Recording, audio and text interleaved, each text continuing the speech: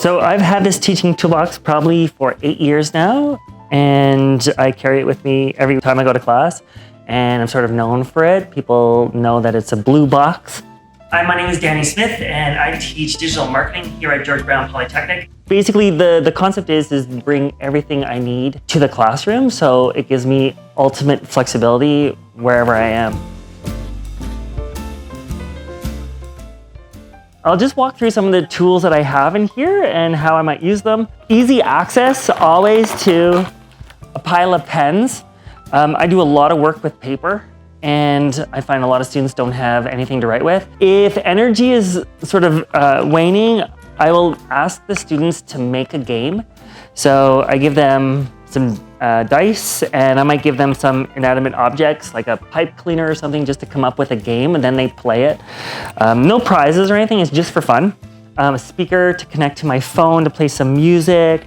Sometimes I will ask students to fill out name tags, just put them on, so that when they're doing like an activity where they're wandering around the classroom, people can use their names and practice that. And this deck of cards is sort of special because it's for people with low vision.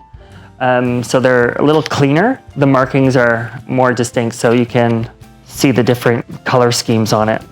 If I need to capture everyone's attention, I just go this with my jingle bells.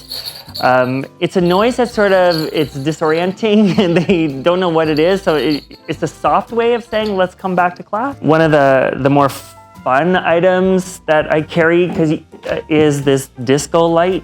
So last week we were playing bingo in my class to celebrate a milestone. And then, so you just pop this in here, like you have the table here, you can see all the lights sort of shifting. So that's sort of fun. Put on some music, put on the light. Pretty impactful.